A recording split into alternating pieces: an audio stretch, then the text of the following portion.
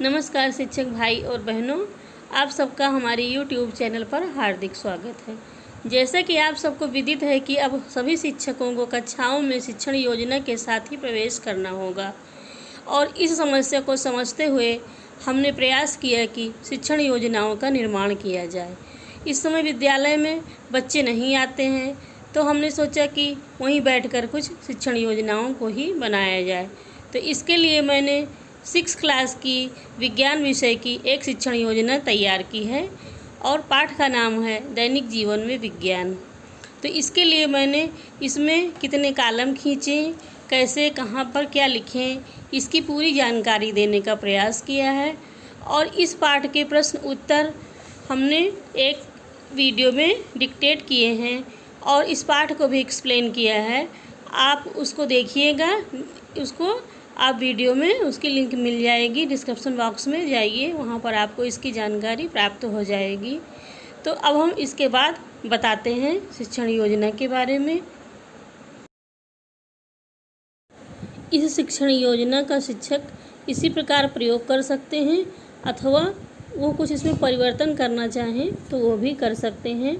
तो हमने आरंभ में लिखा है शिक्षण योजना संख्या, इसके बाद 4 कॉलम खींचे हैं।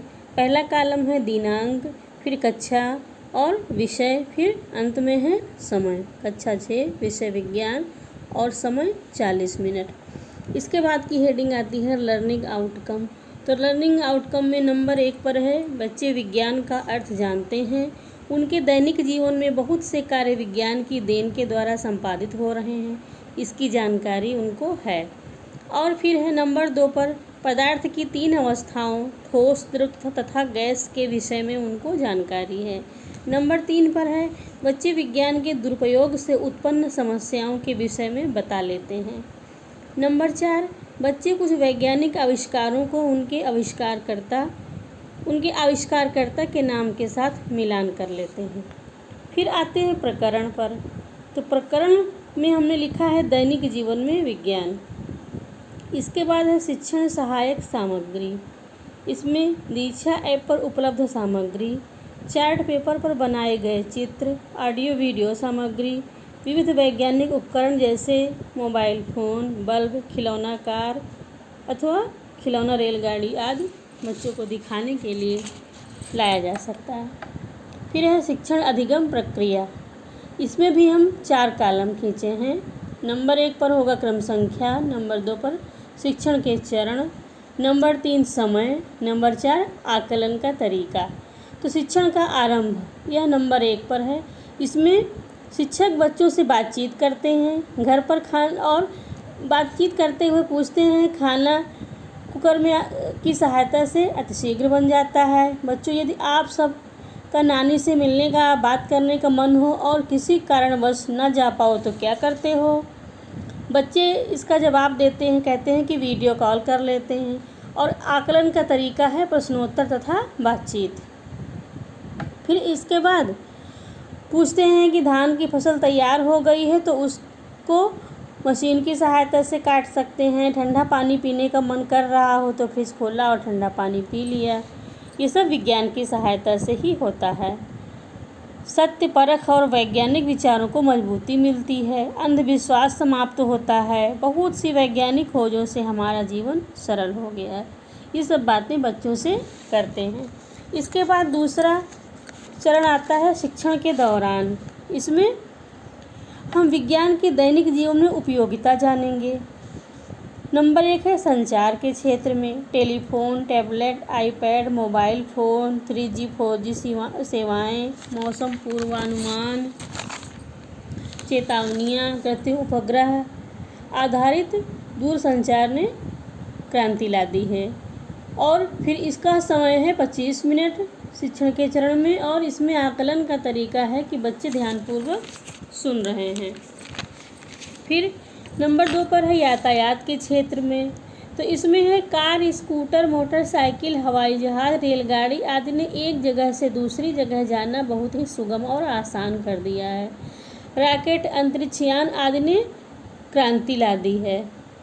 और फिर नंबर 3 है चिकित्सा के क्षेत्र में वैज्ञानिक नित्य नवीन प्रयोग करके विविध औषधियों की खोज कर मानव को स्वस्थ और दीर्घायु रखने में संलग्न हैं। फिर शिक्षा के क्षेत्र में इसमें भी स्मार्ट क्लासरूम, प्रोजेक्टर, एडुसेट आदि के द्वारा ऑनलाइन कक्षाएं संचालित हो रही हैं। फिर कृषि के क्षेत्र में जुताई तथा बुआई के लिए ट्रैक्टर, फसल काटने के लिए मशीनें, उन्नतशील बीज, कीटनाशक, उर्वरक आदि ने कृषि के क्षेत्र में उन्नति लाई है। और इसमें आकलन के तरीके में बच्चों की रुचि तथा एकाग्रता बनाए रखने हेतु उनसे प्रश्न भी पूछते रहते हैं। फिर तीसरा चरण है और अभी इसमें तो वही चल रहा है बैंकिंग के क्षेत्र में। अभी कई क्षेत्र बचे हैं। उसमें देखिए ATM, credit card, e commerce आदि बैंक का काम आसान हो गया है। विज्ञान ने बैंक का काम बहुत ही आसान कर दिया है। इसके बाद रक्षा के क्षेत्र में इसमें विभिन्न रक्षा उपकरणों, मिसाइलों, लड़ाकू विमानों तथा अन्य चालक रहित विमानों का निर्माण विज्ञान के कारण ही संभव हो पाया है। इसके अतिरिक्त मनोरंजन तथा भवन निर्माण आदि के क्षेत्र में भी विज्ञान का अत्यधिक योगदान है। अब इसके बाद है तीसरा चरण, इसको शिक्षण के बाद में यानी अंत में। इसके लिए 5 मिनट है और अवलोकन, जो आकलन का तरीका है वो अवलोकन का है। शिक्षक बच्चों से यातायात तथा मनोरंजन के साधनों की सूची बनाने को कहेंगे। और इसके बाद गृह कार्य, इसके लिए 5 मिनट का समय दिया गया है और यहाँ शिक्षक अपनी इच्छा अनुसार गृह कार्य दे सकते हैं जो चाहें वो, परंतु और मैंने इसमें उनको निम्नलिखित प्रश्न का उत्तर लिखकर लाने के लिए कहा है कि शिक्षा के क्षेत्र में विज्ञान की उपयोगिता बताइए। और दूसरा प्रश्न है कृषि के क्षेत्र में विज्ञान का क्या योगदान है। इसके बाद है स्व आकलन। इसमें देखिएगा बच्चे भोजन, कृषि, यातायात, मनोरंजन, संचार, चिकित्सा, शिक्षा और अंतरिक्ष के क्षेत्र में विज्ञान के योगदान के विषय में व्यापक जानकारी रखते हैं। और फिर है आगामी कार्य योजना। इसमें शिक्षक आगामी कार्य योजना में क्या करेगा इसके बारे में बताया गया है। बच्चों के द्वारा किए गए कार्य की जांच की जाएगी और आगामी दिवस की शिक्षण योजना तैयार की जाएगी। तो मित्रों, ये शिक्षण योजना थी जो हमने बनाई थी। ये आपको कैसी लगी आप इसको कमेंट बॉक्स में लिखिएगा और अगर आपको अच्छी लगे तो इसको लाइक करिए, शेयर करिए। और यदि आप हमारे चैनल पर नए हैं तो हमारे चैनल को सब्सक्राइब कर लीजिए और बेल आइकन को अवश्य प्रेस करें ताकि नवीन जानकारी आपको प्राप्त हो सके। आप सबका वीडियो देखने के लिए बहुत बहुत धन्यवाद।